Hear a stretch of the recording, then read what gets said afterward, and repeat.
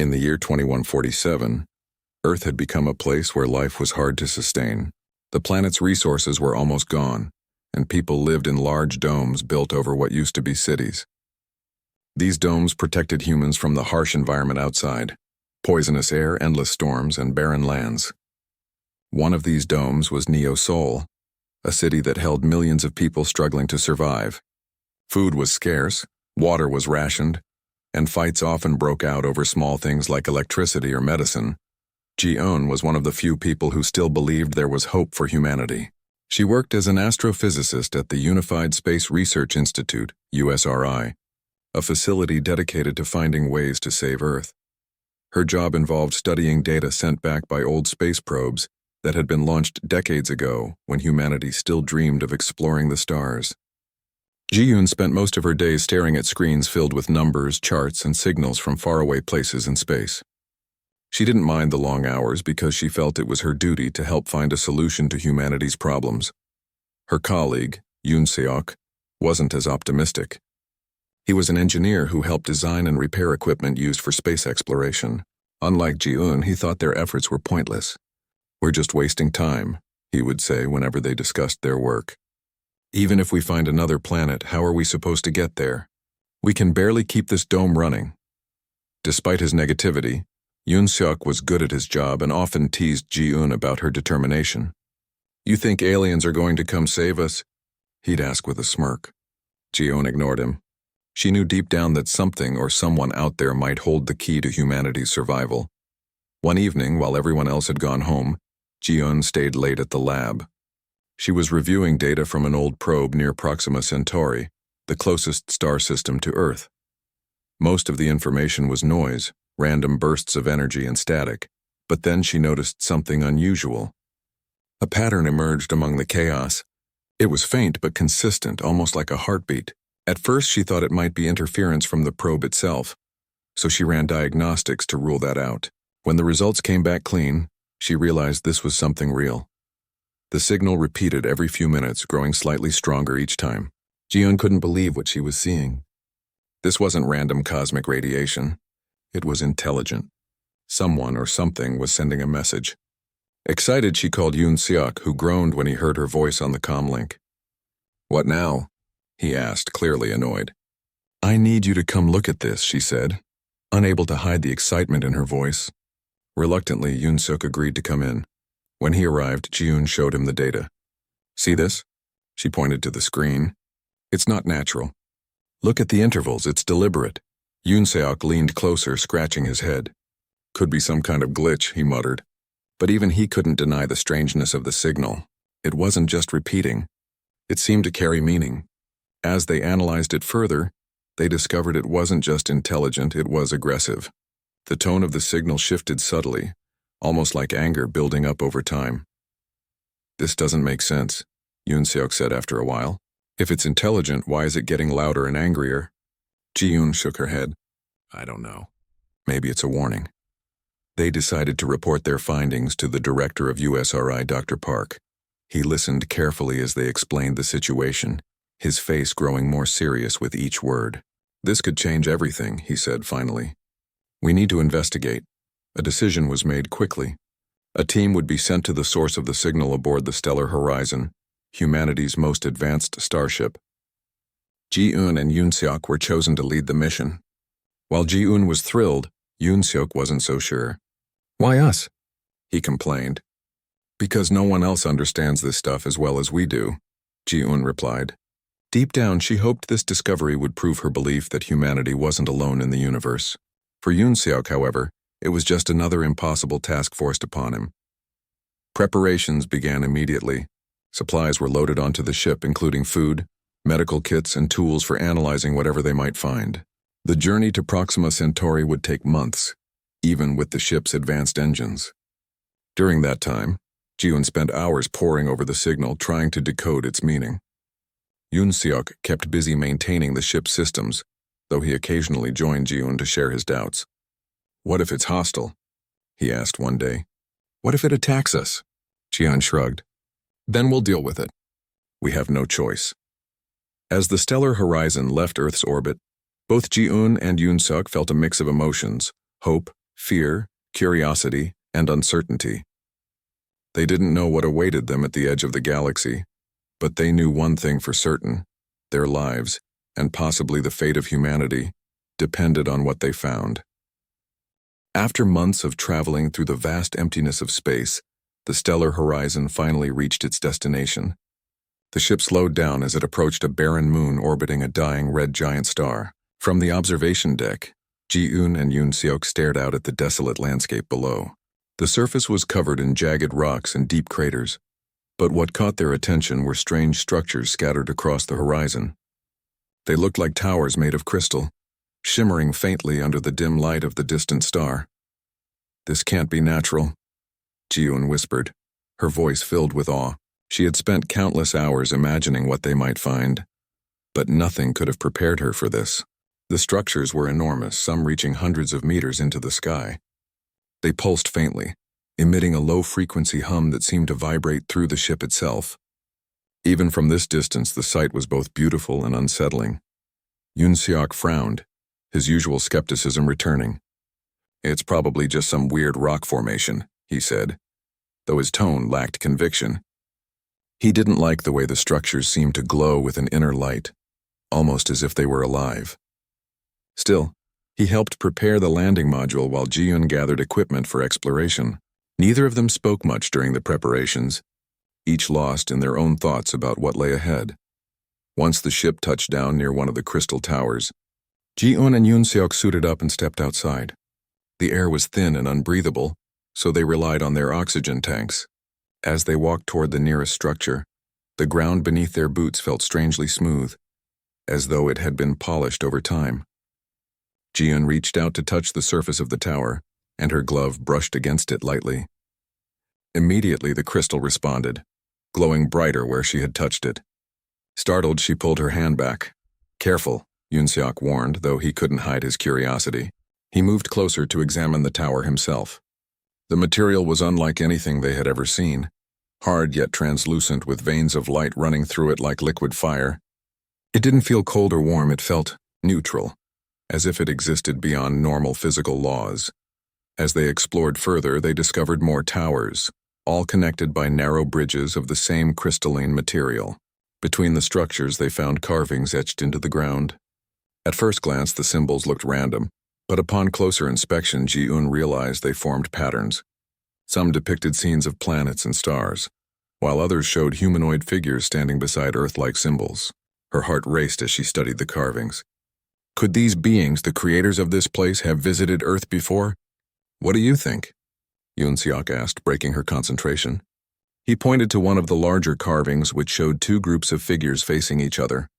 One group appeared peaceful, holding objects that resembled tools or instruments. The other group, however, carried weapons and wore expressions of anger. In the background, a planet burned, consumed by flames. Ji-eun swallowed hard.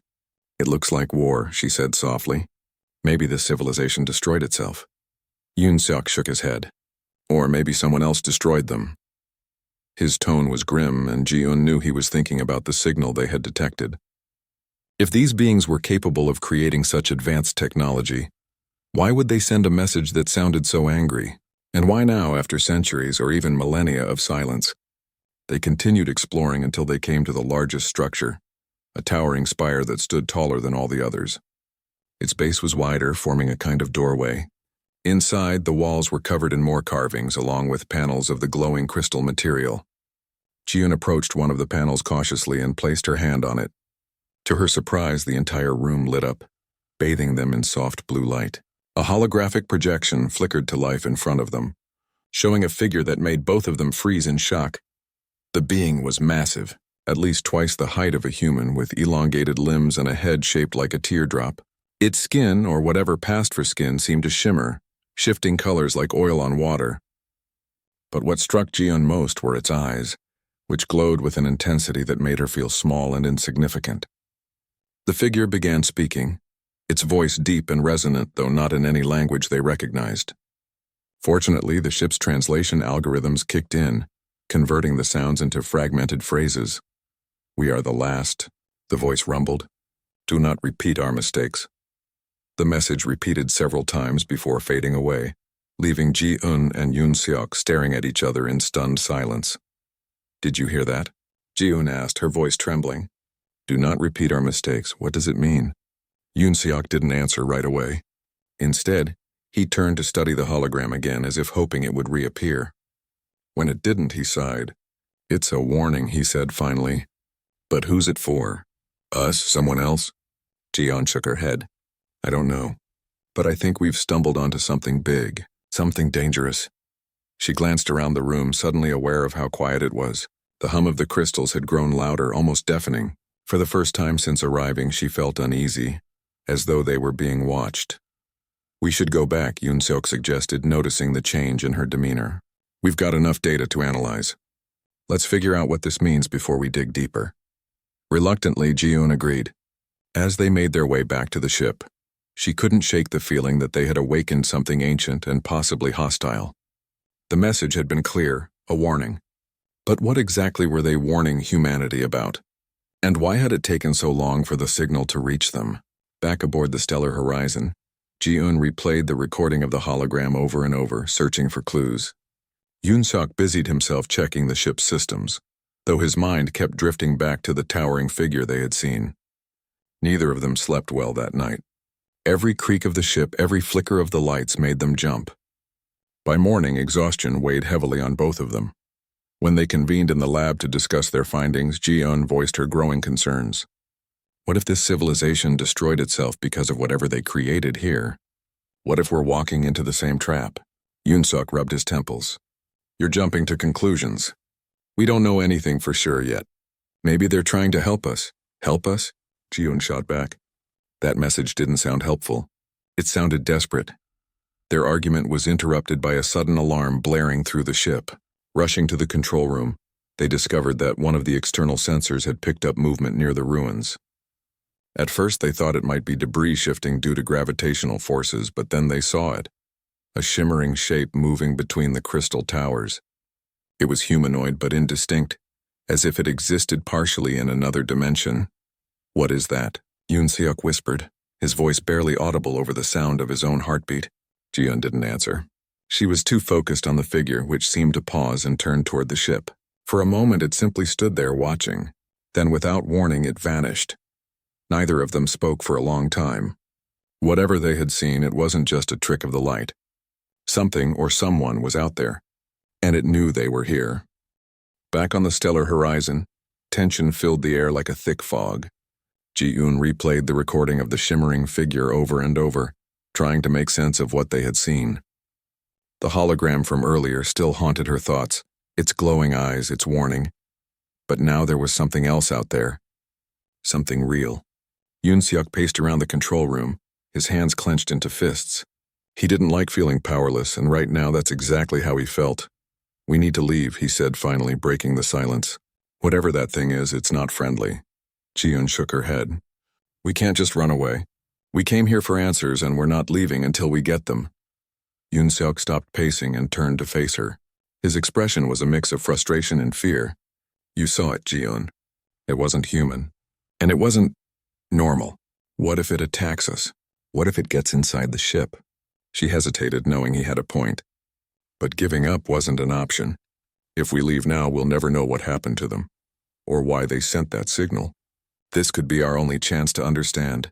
Yoon-seok sighed, running a hand through his hair. "Fine, but we stick together. No splitting up, no unnecessary risks. Agreed?"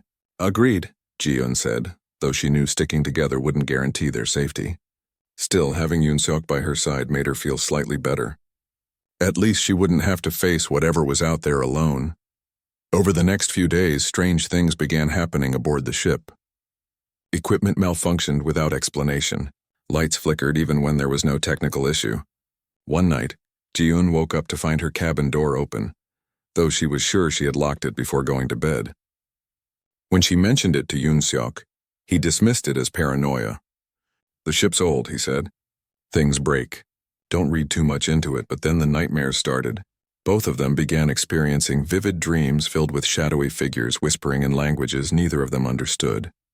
In Ji-un's dream, the towering figure from the hologram loomed over her, its glowing eyes piercing through the darkness. It spoke again, repeating the same phrase. Do not repeat our mistakes. Only this time the voice sounded angrier, more urgent. Yoon Seok's dreams were different but equally unsettling. He saw himself standing in a vast desert, surrounded by ruins similar to those on the moon. A crowd of faceless beings approached him, their whispers growing louder until they became deafening. Then one of them reached out, touching his forehead, and suddenly, he was flooded with images of destruction. Planets burning, cities crumbling, billions of lives extinguished in an instant. He woke up drenched in sweat, his heart pounding. At first, neither of them talked about the dreams. They pretended everything was fine, focusing on analyzing the data they had collected from the ruins. But the unease between them grew stronger with each passing day. Ji-yoon noticed subtle changes in Yoon Seok's behavior. He avoided looking directly at her, often muttering under his breath during late-night shifts. Sometimes she caught him staring blankly at the wall, lost in thought. One evening, while reviewing footage from the external cameras, Ji-yoon spotted something unusual. The shimmering figure had returned, moving between the crystal towers. This time it didn't disappear immediately. Instead, it lingered, watching the ship. She called out to Yoon Seok, who rushed to the monitor. For a moment, they both stared at the screen, unsure of what to do. "They're here," Yoon Seok muttered, his voice barely above a whisper. Ji-yoon frowned. "What do you mean, they?" "There's only one." Before she could finish, the lights in the control room dimmed, plunging them into near darkness. Alarms blared and the ship shuddered violently. They grabbed onto nearby consoles to steady themselves as the vibrations intensified. Through the observation window, they saw the shimmering figure step closer to the ship, its form shifting and rippling like liquid metal. "What's happening?" Ji-yoon shouted over the noise. Yoon Seok didn't answer. He was frantically pressing buttons on the control panel, trying to regain control of the ship. But nothing worked. The systems were completely unresponsive. Then the figure vanished and the ship went silent. The alarm stopped, the lights returned to normal, and the vibrations ceased. For a moment, everything seemed peaceful. Too peaceful. Ji-yoon exchanged a worried glance with Yoon Seok. "That was weird," she said, her voice trembling. "What did it want?" Yoon Seok shook his head. "I don't know, but I don't think it's done with us yet." Later that night, Ji-yoon decided to investigate further. She couldn't shake the feeling that something important was hidden in the data they had collected. While Yoon Seok slept fitfully in his quarters, she stayed up in the lab, poring over every detail.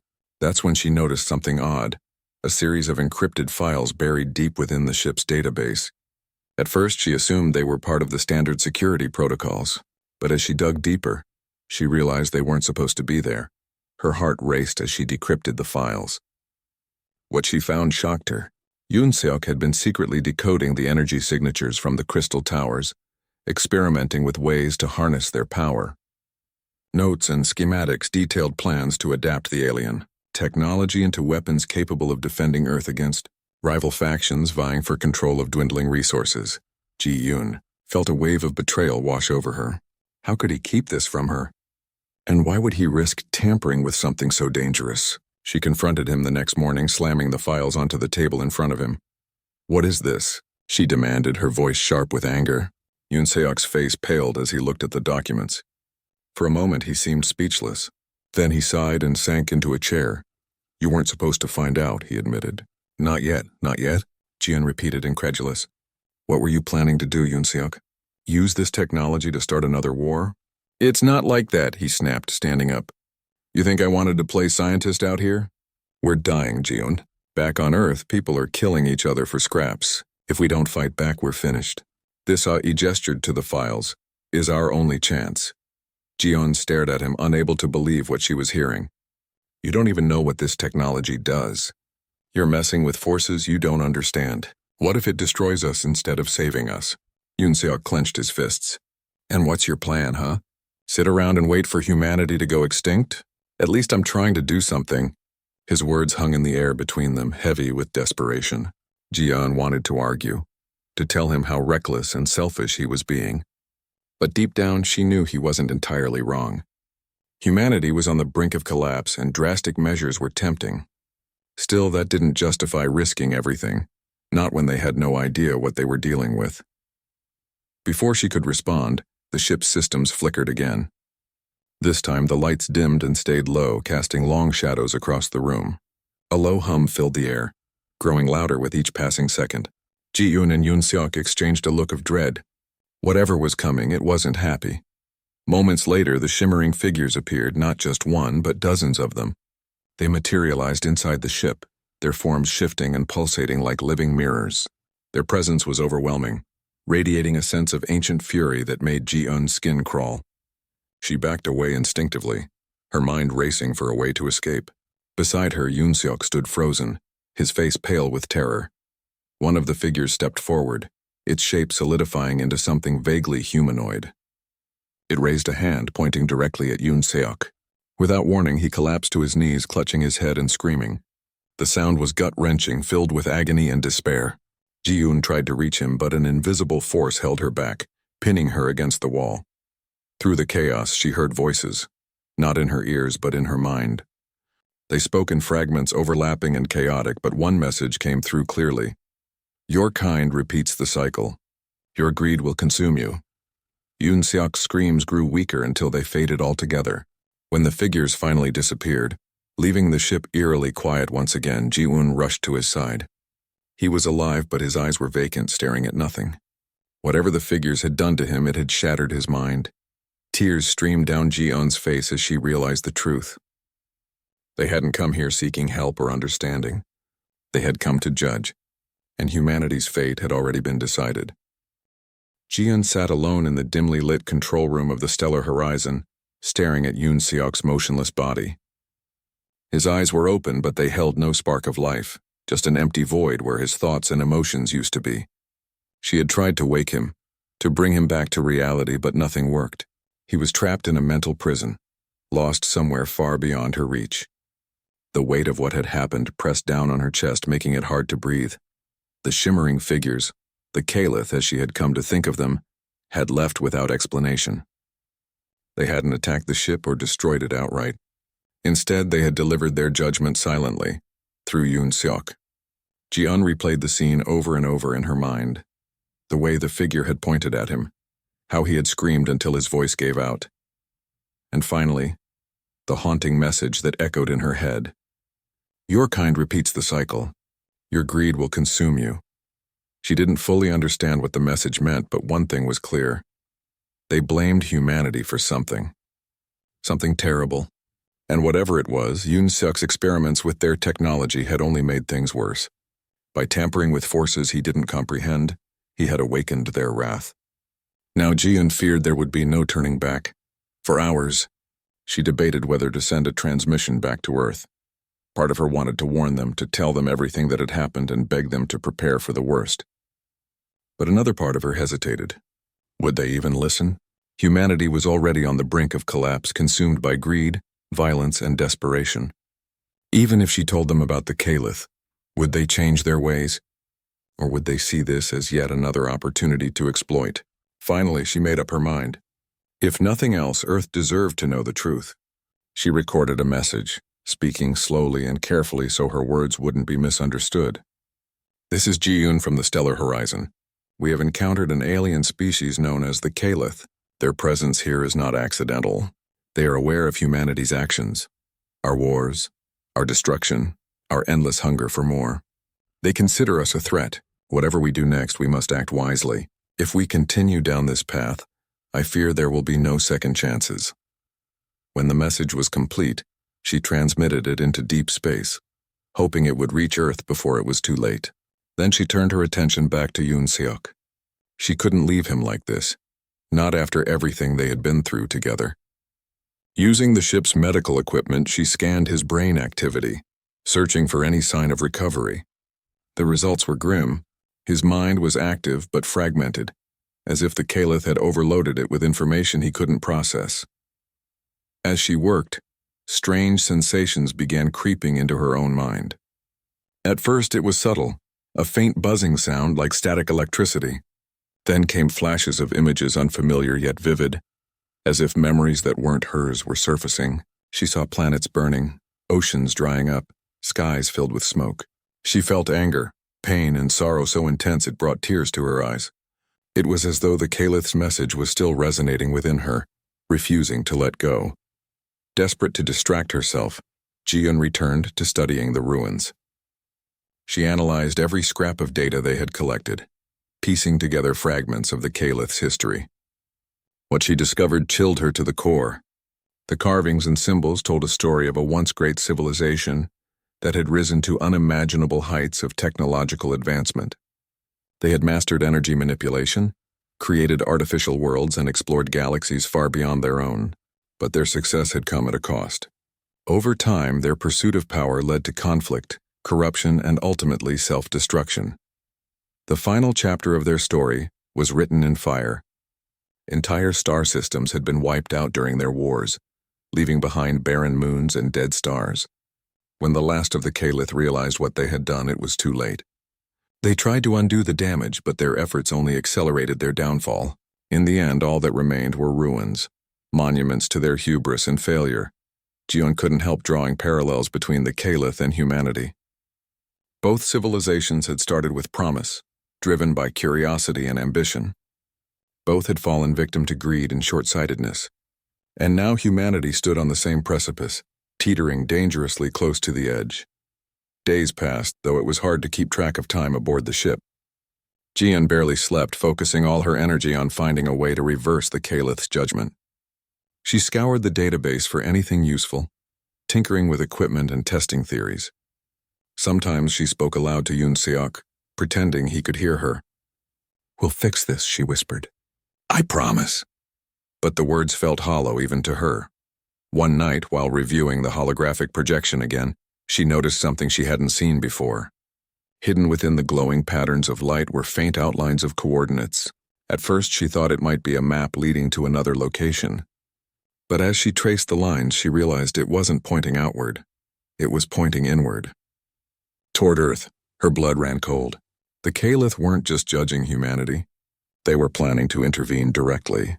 They intended to destroy Earth, just as they had destroyed themselves.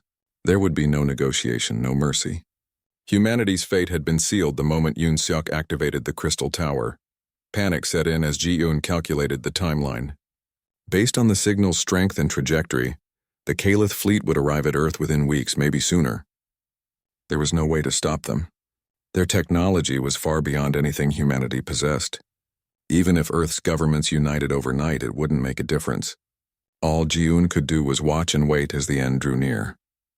In her final days aboard the Stellar Horizon, Ji-eun reflected on her choices. She thought about the people back home, the ones who had placed their hopes in her hands. Had she failed them?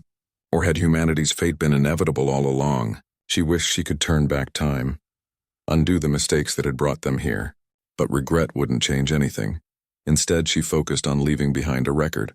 Using the ship's systems, she compiled everything she had learned about the Calith, their history, their warning, and their decision to eradicate humanity. She included her own reflections, hoping future civilizations might learn from humanity's failures. When the archive was complete, she uploaded it to a probe designed to drift indefinitely through space. Perhaps someone someday would find it and remember. As the probe launched into the void, Ji-eun allowed herself a moment of peace. She gazed out at the stars, marveling at their beauty despite the darkness surrounding them. For the first time in weeks, she felt a glimmer of hope, not for humanity but for the universe itself. Life would go on even if humans didn't. Then she returned to Yoon Seok's side. Taking his hand in hers, she closed her eyes and waited. The Calith were coming, and there was nothing left to do but face them. Earth received Ji-eun's transmission mere hours before the Calith fleet arrived. The message traveled across light years, carrying her voice and warning to a planet already teetering on the edge of collapse. When it reached the Unified Space Research Institute, USRI, in Neo-Seoul, scientists scrambled to decode its contents. At first, many dismissed it as static or interference, an anomaly caused by the vast distance it had traveled. But when the words became clear, panic spread like wildfire.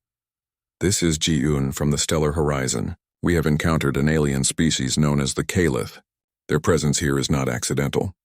They are aware of humanity's actions, our wars, our destruction, our endless hunger for more. They consider us a threat. Whatever we do next, we must act wisely. If we continue down this path, I fear there will be no second chances." The recording ended abruptly, leaving behind silence. and dread. Leaders around the world convened emergency meetings trying to make sense of what Ji-un had said. Some argued that the message was fabricated, a desperate attempt by USRI to justify their costly space missions. Others believed every word urging immediate action. But no matter how they interpreted it, one fact remained undeniable. Something was coming. Something powerful enough to wipe out humanity entirely. Within days, Earth's governments declared martial law. Cities locked down as billions prepared for the worst. Military forces mobilized, positioning weapons along orbital paths and equipping satellites with experimental defenses. Scientists worked tirelessly to develop countermeasures, though few believed they stood a chance against whatever the Caliph were bringing. Rumors circulated about massive fleets of alien ships armed with technology far beyond human understanding. People prayed, protested, and fled to underground bunkers, hoping to escape the impending doom. In Neo-Seoul, Dr. Park, the director of USRI, listened to Ji-un's message repeatedly, searching for clues she might have missed. Her tone was calm but urgent, her words measured yet heavy with regret. He couldn't shake the feeling that she knew more than she had shared. Had she discovered a way to stop the Caliph, or had she simply accepted humanity's fate? Dr. Park called together his team, presenting them with the data Ji-un had sent back before losing contact. It included detailed scans of the crystal towers, fragments of the Caliph language, and notes on their history. As the researchers pored over the information, one thing became painfully clear. The Caliph weren't interested in negotiation. Their actions on the moon near Proxima Centauri had been a preview, a taste of what awaited Earth. "They're coming to punish us," one scientist whispered during a late-night meeting. "For everything we've done," Dr. Park nodded grimly. "Whether we deserve it or not, they see us as a threat, and they won't hesitate to eliminate us." When the Caliph fleet finally arrived, it wasn't a single ship or even a dozen. It was thousands. Massive vessels descended upon Earth's atmosphere, blotting out the sun and casting long shadows across the planet. Each ship shimmered like liquid metal, shifting shapes as if alive. They moved with precision, surrounding Earth in a tight formation that left no room for escape. At first, humanity tried to fight back. Missiles launched from orbit, exploding harmlessly against the Caliph shields. Lasers fired from satellites fizzled out before reaching their targets. Even nuclear warheads detonated prematurely, unable to penetrate the alien fleet's defenses. The Caliph didn't retaliate immediately. Instead, they hovered silently, observing the chaos below as humans turned their weapons on each other in desperation. Then, without warning, the attack began. Beams of energy shot down from the ships, striking cities and domes with devastating accuracy. Entire populations vanished in an instant, reduced to ash by heat so intense it melted steel. Forests burned, oceans boiled, and mountains crumbled under the relentless assault. Those who survived the initial strikes fled into the wilderness, only to find themselves hunted by smaller Caliph drones that patrolled the skies. For weeks, the destruction continued unabated. Governments collapsed, communication networks failed, and resistance movements were crushed before they could gain momentum. By the time the Caliph fleet withdrew, Earth was unrecognizable. Its surface was scarred and barren, its atmosphere poisoned by radiation and debris. Of the billions who had once called it home, only a handful remained, scattered survivors hiding in caves or aboard derelict spacecraft. Among the ruins, Ji-un's message played endlessly on surviving broadcast systems. Her voice echoed through empty streets and abandoned buildings, haunting those who heard it. "We thought ourselves superior, destined to conquer, but arrogance blinds us to the cost of our actions." Though fragmented and distorted, her plea for understanding resonated deeply with those who listened. Some survivors clung to hope, believing humanity could rebuild despite the devastation. Others saw the Caliph's judgment as inevitable, a reckoning long overdue. Either way, life on Earth was forever changed. The domes that had once protected humanity lay in ruins, their inhabitants gone. Crops refused to grow in soil saturated with toxins, and water sources were contaminated beyond purification. Starvation and disease claimed countless lives in the months following the attack. Yet amidst the despair, small acts of kindness emerged. Strangers banded together to share food and shelter, forming fragile communities determined to endure. Stories of heroism spread quietly among survivors, tales of parents sacrificing themselves to save their children, of doctors working tirelessly to heal the wounded, of engineers repairing broken machines with scraps salvaged from the wreckage. But these moments of light were fleeting. The shadow of the Caliph loomed large over humanity's shattered remnants, a constant reminder of their failure. No one dared speak of revenge or resistance. Such thoughts felt futile in the face of overwhelming power. All they could do was survive and remember. Centuries later, Earth became little more than a legend. Other civilizations rose and fell, unaware of the species that had once thrived on the blue-green planet. Archaeologists exploring distant worlds occasionally stumbled upon artifacts hinting at humanity's existence. Rusted tools, faded photographs, and fragments of written language. Among these relics was a damaged recording of Ji-un's final transmission. Though incomplete, her words carried weight, urging future generations to learn from humanity's mistakes. "Do not repeat our cycle," she had said. "Greed consumes. Arrogance blinds. Choose wisely." Her message endured, passed down through generations until its origin was forgotten. No one remembered the name of the species that had provoked the Caliph's wrath, or the price they paid for their hubris. Only the lesson remained, etched into the collective memory of the cosmos. Beware the consequences of your actions, for they may echo across eternity. End of Part 5. Image Edit Web. Dev Image Generation. Video Generation Artifacts.